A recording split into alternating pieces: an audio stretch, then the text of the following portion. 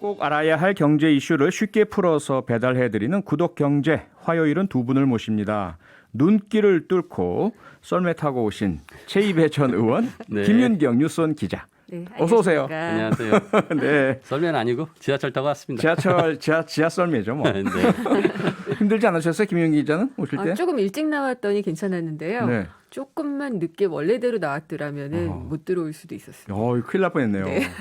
오늘은 부동산 관련 이야기를 좀 나누려고 하는데요. 그 전에 지금 뜨거운 경제 이슈 하나 먼저 좀 여쭤볼게요. 그 새해 들어 증시 뭐 난리 났잖아요. 3천 넘고. 그런데 그러다 보니까 이제 개미 투자자들 사이에 공매도 이거는 그 금지 중단을 계속 연장해 달라 이런 그렇죠. 요청이 많고요. 네. 정치인들도 자꾸 이제 그런 네. 말씀하시는 분들도 계시는데 금융위원회는 뭐 재개 여부 정해진 게 전혀 없다. 예정대로 간다. 이런 공매도 이야기. 금지를 푸는 거죠. 그렇죠. 네.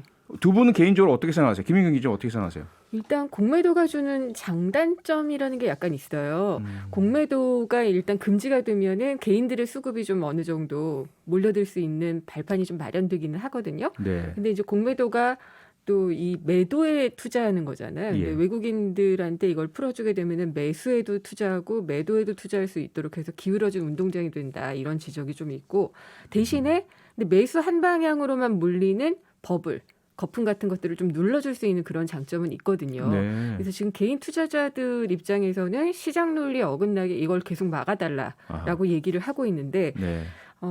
개인적으로는 그래요. 공매도를 불법으로 행하거나 혹은 좀 그런 것들을 잡아낼 수 있는 제도적인 장치가 완전하게 마련이 됐다면 모니터링 시스템. 네. 예.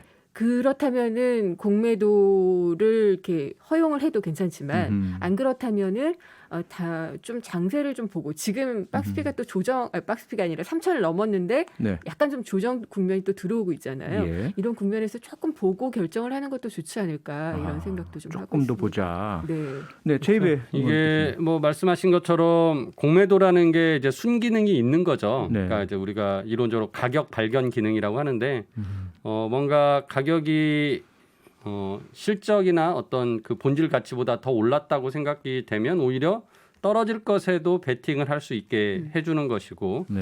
근데 이제 그동안의 개미 투자자들은 그게 기관 투자자나 외국인 투자자들이 그렇게 그 어떻게 보면 무기가 두 개가 있는데 네. 그 사람들은 살 수도 있고 팔 수도 있는 두 개의 무기 공매도를 다 할 수 있는데 개인들은 이제 공매도라는 것을 이용하기가 어렵다 보니까 네. 결국 우리는 무기를 하나 가지고 같이 경쟁을 하는 것은 불공정하지 않냐라는 문제 제기를 했고 그래서 이제 이 공매도가 하락장에서는 더 하락을 부추기는 효과가 있기 때문에 작년에 이제 코로나가 막 터지니까 그때 네. 이제 주가가 막 빠질 때 금지를 일단 6개월 시켰다가 네.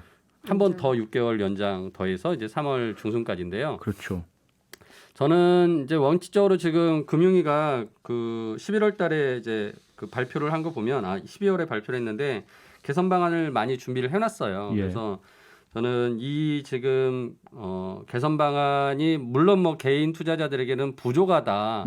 그리고 어떤 분들은 아예 폐지시켜야 된다. 공매도 자체를 폐지시켜야 된다는 좀 무리한 주장을 하시는데 네. 그건 맞지 않고요. 그러니까 이제 우리가 이 세계의 대부분의 많은 주식 시장들이 선진 시장은 다 공매도를 하고 있거든요. 네. 물론 일부 우리나라처럼 지금 코로나 때문에 잠시 막은 경우는 있지만 예. 근본적으로 한단 말이에요. 그래서 이거를 우리가 닫으면 우리 시장은 후진적인 금융 시장이 될 수도 그렇게 평가받을 수 있고 그러면 외국인 투자자들이 오히려 투자를 안 하게 될 수도 빠져나올 있고 수가 있다. 그렇죠. 그러면은 뭐 세계에 이렇게 중요한 그 주가 지수를 만드는 그 이제 모건 스탠리 지수가 있는데요. 예. 그 MSCI라고 그런 데서 이제 우리나라 그 기업들이 빠지거든요. 아하. 그러면 외국인들이 그 투자를 못 해요. 포트폴리오 네. 투자를 할 때. 그래서 오히려 시장에 안 좋은 영향이 될 수가 있거든요. 그래서 저는 지금 금융위가 잘 준비한 것을 빨리 안착을 시켜가지고 다시 공매도는 재개하는 것이 맞다라는 생각이 들고요. 네. 일부 정치인들이 이렇게 공매도 뭐 폐지해야 된다, 막 계속 연장해야 된다라고 얘기하시는데 물론 뭐 표를 생각해서 그런 개미 투자자들 입장에서 말씀을 하실 수는 있지만 시장의 큰 틀에서 좀 같이 고민을 하시고 아까 말씀드린 금융위가 더 잘 이런 불법 공매도를 못하게 막는 시스템을 만드는데 네. 같이 함께 해주시는 게 좋을 것 같아요. 아하. 양양자 의원 네. 같은 경우에 그런 좀 단계적인 것도 좀 생각하고 있는 것 같더라고요. 네. 네, 공매도 재개 관련해서는 금융위원회 입장도 아직 명확하게 정리된 것 같지는 않아 보이고요. 그래서 구독 경제 시간에 다시 한번 다뤄보기로 그렇죠. 하겠습니다. 뭐 한 3월 중순쯤 가면 이제 그 전에 입장이 나오겠죠. 그렇죠. 예. 오늘 주제는 부동산인데요.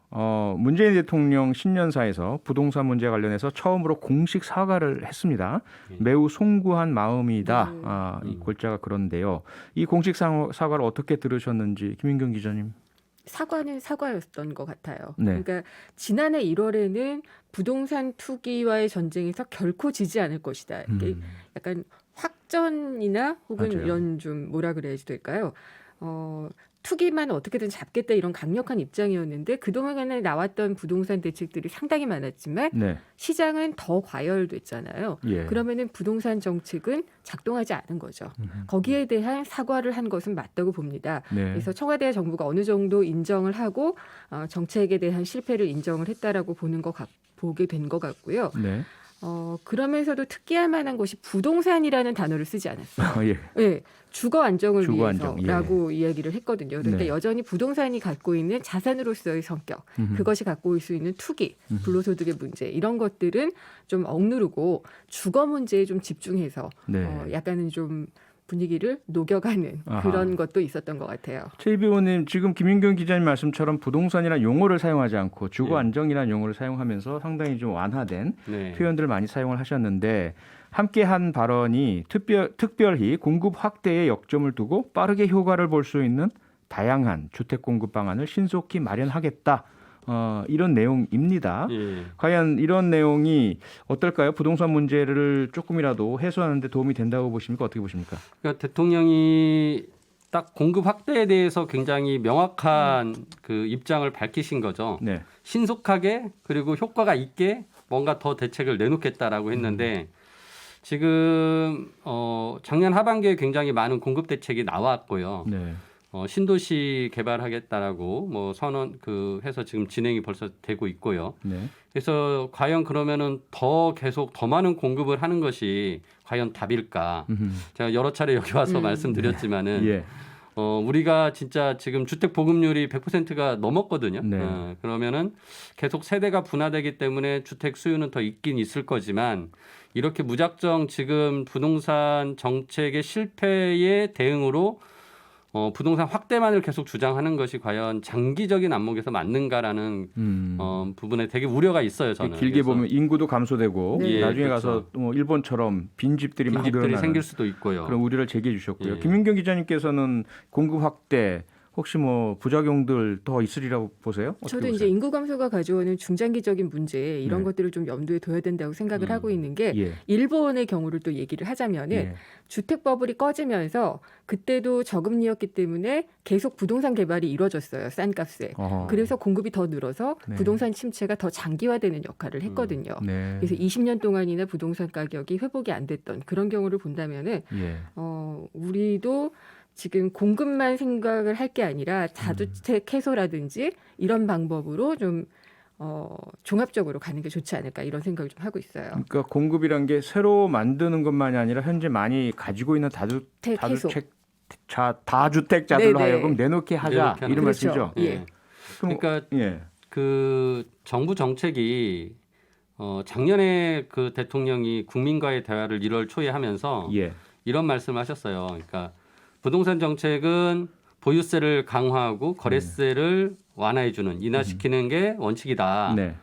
근데 다만 부동산 이용해서 불로소득을 많이 얻는 사람들을 그냥 눈 감아주는 것은 국민 전서에 맞지 않다라고 얘기하신 거죠. 그렇죠. 그러면서 그 당시에 어떻게 보면 원칙을 알고 있는데, 예. 그러니까 정답을 알고 있는데 정책은 그 정답대로 가지 못한다라는 게 국민 정서라는 건데, 예. 저는 국민의 정서는 불로소득을 많이 얻는 것이 얄밉다가 아니라 나도 집을 가질 수 있는 기회를 달라라는 게 더 강한 정서라고 보거든요. 예. 그렇다면은 저는 지금 물론 공급 확대 정책도 필요하겠지만 다주택자가 집을 내놓게 하는 있는 집을 풀어주는 공급 정책이야말로 네. 원래 부동산 정책의 원칙이고 대통령도 아시는 거니까 네. 그거를 펼쳐야 된다라는 생각을 하는 거죠. 대통령도 아시고 최이배 네. 전 의원도 주장하시는 내용을 홍남기 경제부총리도 맞아요. 지금 똑같이 하셨어요. 약간 군부를 떼시는 것 같아요. 아, 군부를 뗀다. 네. 결국은 그러면 거래세 완화 쪽으로 간다 이렇게 보시나요? 그러니까 이제 거래세랑 보유세를 네. 둘 다 강하게 지금 가지고 가고 있잖아요. 네.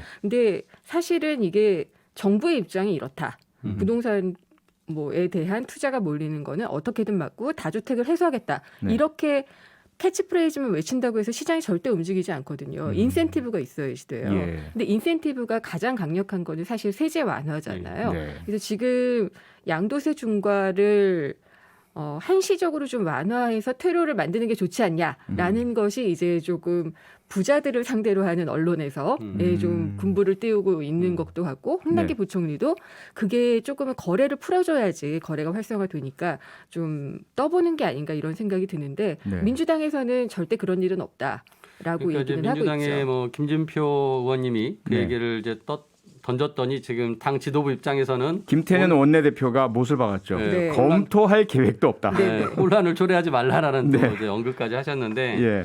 아무튼 그 불로소득을 많이 얻게 하는 것을 최대한 세금으로 환수하겠다라는 그 목표보다는 네. 불로소득이 생기지 않게 하는 게 더 맞겠죠. 그런 원래는 면에서는 그렇겠죠. 예. 예, 결국은 공급을 많이 더 하게끔 해서 가격을 떨어뜨리는 방향으로 가야 되는 것이고 네. 저는 오히려 거래세를 인하하는 쪽으로 간다면 그러니까 중과세 하는 부분을 하지 않는 쪽으로 간다면 네. 그렇게 된다면 매물이 나올 것이고 그 매물은 시장에서 가격을 떨어뜨리는 요인이 될 것이고 불로소득을 적게 가져가게 만드는 네. 효과를 낼 것이다라고 생각을 해요. 근데 예. 다만 이 거래세 인하에 대해서 물론 부자들에게 뭔가 혜택을 준다라고 이제 네. 또 그렇게 반론을 제기할 수도 있는데 우리가 기본 세율이 최대 지금 45%까지 하는 겁니다. 예. 거기다가 지금 뭐 10%, 20%를 또 20%, 30%로 올리는 중과세를 해제하는 것이기 때문에 저는 이거를 뭐 꼭 그렇게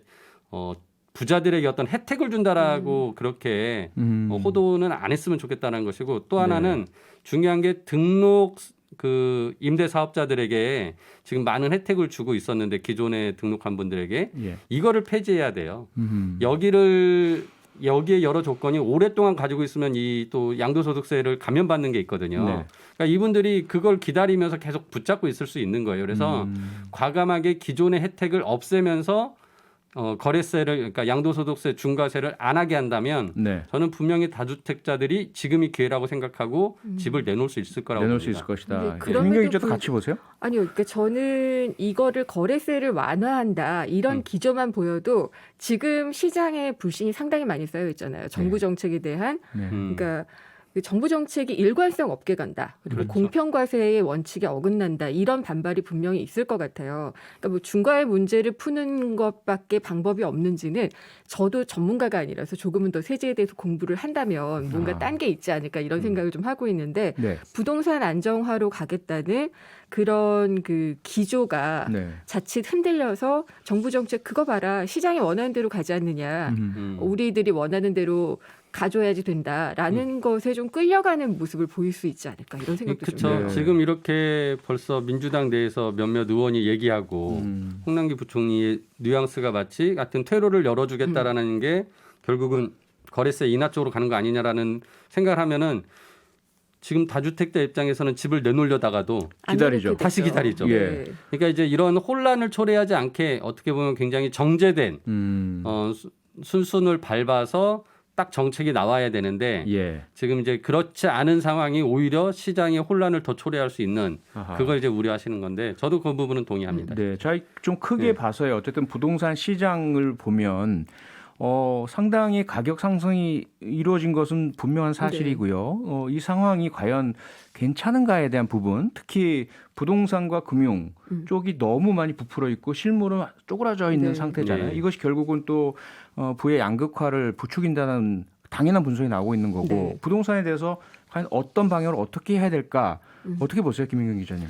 일단은 뭐 대통령도 약속을 했기 때문에 주거 문제 해결을 위한 공급 방안 이거는 좀 확실하게 좀 내놔야지 될 것 같고요. 공급은 그걸- 확실히 필요하다. 예, 그래서 15일 날 이제 부동산 점검 경제장관 회의가 있을 예정인데 네. 여기서 나올 수 있는 어떤 윤곽이 나올 수 있는 것이 좀 필요할 것 같고요. 음. 그다음에 이제 오늘 홍익표 민주당 정책위 의장이 얘기를 했는데 서울의 예. 주거지역 용도 변경을 통한 용적률 상향을 얘기를 했는데 네. 이거는 좀 가능성이 있어 보이기도 해요. 아하. 조심스럽지만. 네. 그래서 서울에서 일반 주거 지역을 뭐 준주거나 상업 지역으로 바꾸고 또 준공업 지역을 주거 지역으로 바꾸고 이렇게 되면 용적률이 상향이 되잖아요. 네네. 종상향이라고도 보통 많이 종상향? 얘기를 예. 하죠.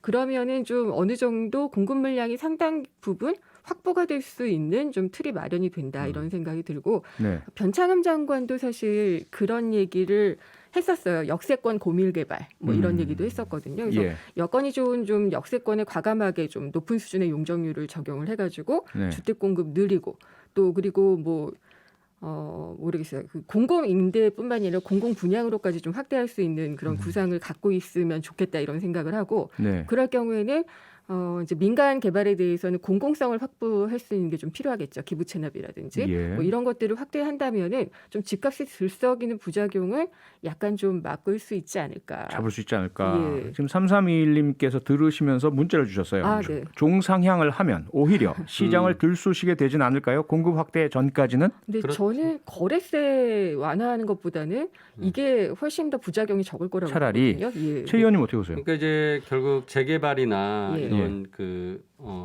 종상향을 통해서 아무튼 더 집을 짓겠다라는 것을 하면 진짜 부동산 시장은 네.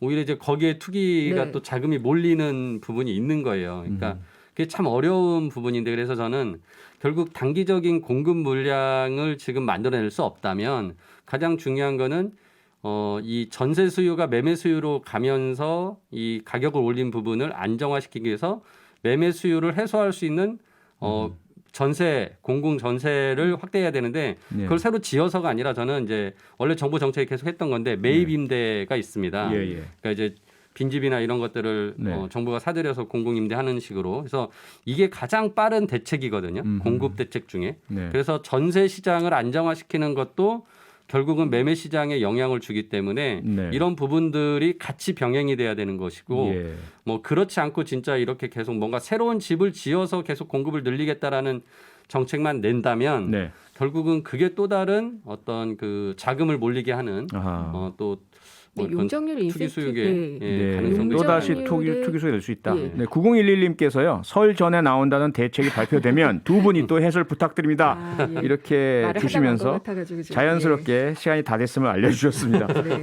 더 할 얘기가 많은데 사실은 시간이 벌써 다 됐어요. 한 가지만 그냥 조금 짧게 얘기할게요. 네네네. 용적률 상향에 대해서 공공성 확보를 하면 돼요. 그러니까 그렇죠. 그 네. 인센티브만큼 아하. 주택을 확보하는 거죠. 그런 네. 공급이 늘어날 수 있고. 기부 체납이나 또 네. 공공임대나 이런 예. 방식으로 말이죠. 예. 알겠습니다. 구독경제 오늘은 여기서 마무리하겠습니다. 두 분 고맙습니다. 감사합니다. 네, 감사합니다. 최입의 전 의원 김윤경 뉴스원 기자였습니다. 평일 저녁 6시 5분에 여러분을 찾아갑니다. MBC 라디오 표창원의 뉴스 하이킥.